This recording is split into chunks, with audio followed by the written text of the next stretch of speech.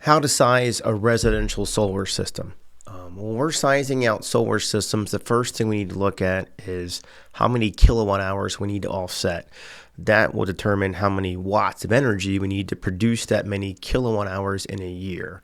So it's not by your heftiest bill in the summer or winter. It's a yearly number we're looking at. So if I need to produce 13,000 kilowatt hours in a year, that will most likely be on a southern facing roof about 10,000 watts or 10 kilowatts will do the job. The main parts of a solar system is the panel, the inverter, and the racking.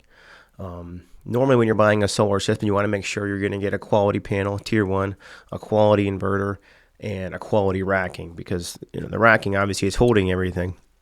Also, you don't want it to leak. So those are three things I mostly look at when I'm sizing out a solar system. What's the difference between a string inverter and a microinverter? The number one difference is with a string, there's one local inverter or string inverter or central inverter. So all the panels are strung together and that goes to one inverter. And at that point, it gets inverted to DC to AC. Works well. Micro is when every panel had its own inverter. It's what we call a parallel circuit versus a series circuit. They have longer warranties, all the current's in AC, and it's not one point of failure. So with the string inverter, all the energy is going to one inverter, as I said, and if that inverter is down for any reason, the system isn't producing anything. It's dead in the water. With a micro, if one inverter goes out, the other panels, could be 30, could be 20, are still producing energy, and you're not dead in the water, so to speak. A solar installation for commercial is different than residential in the simple fact that it's not single phase, it's three phase. It's the most common difference. So you're going to have 208, 480 as opposed to 240, which is what residential is. So when we're doing a solar system for commercial, the inverters are different, number one.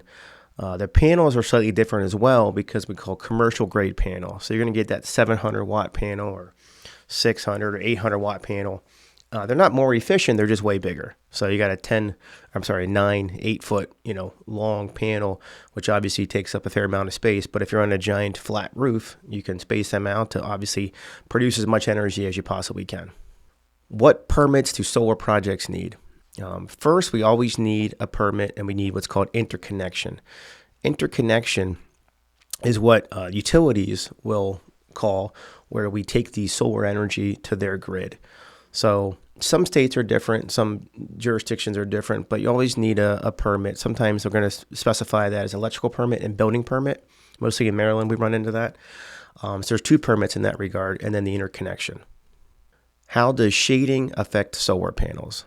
Solar panels want to be in the sun to produce the most amount of energy as possible. So if you have a panel that is in the shade, it's going to affect the production.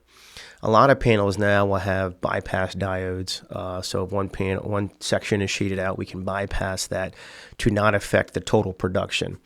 So you have a 400 watt panel and it's got shading on it, on say the lower side, you don't want it to go down to 100 watts. It'd be better if it goes down to 200 watts. So the total wattage or output is going to change based upon shading. Shading can also not be from trees. It can be from snow, pollen, leaves. Sometimes we call that soiling, but it's still the same thing. It's going to affect the production of that panel. What are solar panel warranties like? 99.9% of panels that we install for residential have a 25-year warranty. A lot of them actually have a 30-year warranty on production as well. When it comes to a lot of commercial solar panels, they're often 12 to 25 years as well. Can nonprofits get solar incentives? As it stands now, the way the tax bill is written, 401 or 501Cs can receive the tax benefits of commercial solar. They're not calling it a tax credit because they're not paying taxes. So in essence, the government is giving them a grant up to 30% to help pay for the system. What are interruptions during installation of commercial solar?